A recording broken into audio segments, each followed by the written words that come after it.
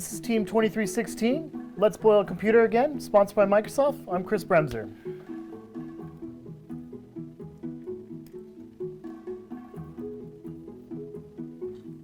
Hi, I'm Rusty Reinhardt. Hi, I'm Sean Brown. Hi, I'm Prasanna. Hi, I'm Jesus Arias. In this project, FC72 Fluorinator was used. This is a non-conductive fluid made by 3M that has a boiling point of 56 degrees Celsius. This makes it the perfect fluid for our two-phase immersion cooling system. Last year's team was tasked with creating a two-phase immersion cooling system. They used a cooling coil built out of copper tubing pumped full of coolant. They effectively dipped the computer into Fluorinator. As the computer would heat up, the Fluorinator would then boil, evaporate, and then recondense back to a liquid on the cooling coil. Though last year's team was successful, they were not perfect. We were tasked with making 3 major improvements to the project: a GUI, a more efficient cooling system, and a filtration system. Several computer components contain vulcanizers and plasticizers. The Fluorinator can strip these from the computer. In small quantities, this isn't a problem. However, at large quantities, the vulcanizers, the plasticizers, and the Fluorinator will actually create something called dendritic crystal growth. This growth is conductive and can potentially short-circuit essential computer parts. To prevent dendritic growth, we implemented a filtration system by using a Bosch 67925 in-tank pump.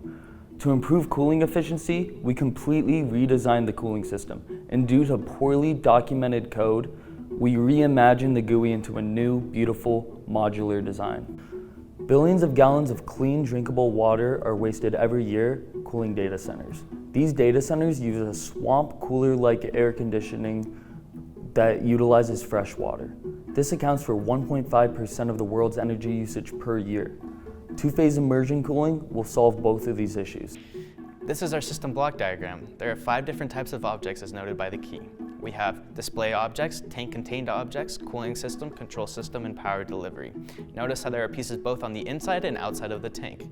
In addition, we color-coded the diagram to show the various subsystems in our design. We conducted all experiments and assembly in ECE 104, a room provided to us by the Institute of Electrical and Electronics Engineers. We have disassembled our final product, and we're going to be assembling it for you to show you the modularity in our design. We will begin with this quartz tank, which is one of our pieces of customer furnished equipment. This set the boundaries for our design and constrained the placement of the equipment inside. Our model was designed using Autodesk Fusion to assist with our agile style of 3D modeling. This lid in particular was designed to have pass-throughs for Ethernet, USB, and HDMI outputs. Power inside the tank was considered as well. As such, we have high and low power pass-throughs. High power for our computer and our pump, low power for the sensors inside. A solenoid valve is included to keep the pressure inside of our tank stable, with 2 mechanical release valves as a backup. In addition, we have inlet and outlet pass-throughs for our radiator and our pump system. This lid was laser cut at Catalyst Studios using their in-house laser printer. After laser cutting this lid, it's time to send it over to the epoxy team. Epoxying and potting is a crucial step in our manufacturing process. It is the barrier between the elements on the inside and the environment on the outside. Due to the volatile nature and extreme cost of Fluorinator, it is essential that the system is properly sealed to avoid Fluorinator loss. Due to numerous connectors on our lid, there is a high risk of Fluorinator loss because of hollow connectors causing leaks. This proved challenging because we have to seal the inside while maintaining electrical continuity. We tirelessly tested many connectors with many failures to find the perfect potting method. Resting here is our high-performance computer furnished by our sponsor Microsoft. Due to our unique cooling solution, all fans have been removed to suit the application. In addition, we have a fluid level sensor and a BMP 180 sensor to provide the temperature and pressure data from the inside. We designed quick connects for all the wires for quick installation.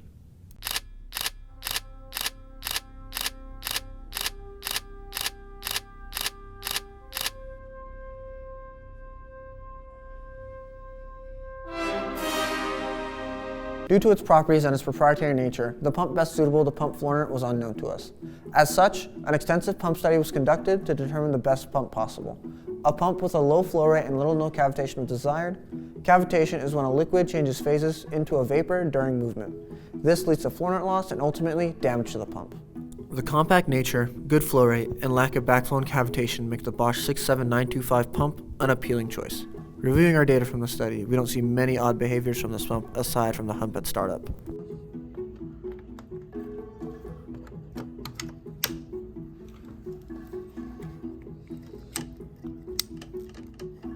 On the outside of the tank, the high power items such as the solenoid, coolant system, and pump connector get routed through relays to the 12-volt power supply.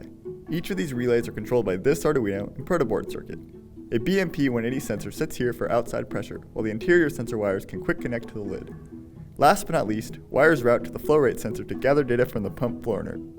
As you can see, the whole system has been fully assembled and is operational. Here we have the customer furnished coolant system in action, pumping coolant into the radiator. Notice on the left side of the screen that we can see the GUI reacting in real time to the pressure and temperature changes in the tank with the graph. For added flavor, we included widgets to display the temperature, flow rate, pressure, and fluid level in our tank. Our modular design allows Microsoft to add and remove widgets at their discretion. Watch here how we can set the duty cycle of the pump, or we can manually activate it by clicking this button. This is done by the Arduino listening to commands from the GUI controller to toggle the relays on and off. The code for our system is broken down into several modules. In charge of everything is the GUI controller.py module, which constantly receives data from the Arduino via serial communication. When the packet is received, parsed data is passed to GUI.py, which calls the correct tk-enter command to update the GUI. Meanwhile, on the Arduino, the data from the BMP 180 sensors are read via the I2C protocol, while the flow rate and fluid level sensors pass in analog data. This data is combined together and the packet gets sent over the serial line. The code is well documented and placed in a GitHub repository, ready for immediate Microsoft deployment. You may have noticed in our reboxing, there were various requirements being proven as verified. Here is the full list of verified requirements. In order to foster a safe environment, we ensured safety standards were met, including eyewear, footwear, and electrostatic discharging. At the beginning of the semester, we printed out an FC72 Fluoriner safety data sheet and hung it where we could reference it. In the tank, we integrated a mechanical pressure relief valve in case of overpressurization. This is an example of the focus we want to make on the safety and engineering standards like BPVC, Section 8, rules for construction of pressure vessels. Here is a comprehensive list of the standards we observed.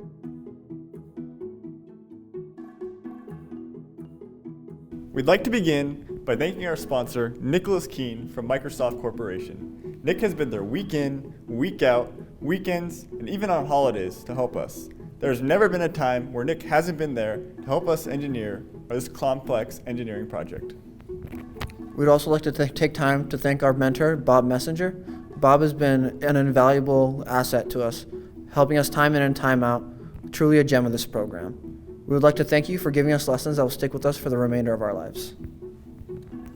We believe that this project is the culmination of this program. Thank you to the leadership of this program. We'd also like to thank IEEE, Dr. Wu, and Dr. Tharp for being invaluable resources to us. And lastly, for me, I'd like to thank my team. This has been an incredible opportunity to lead them through this project. They will all be assets somewhere in the future.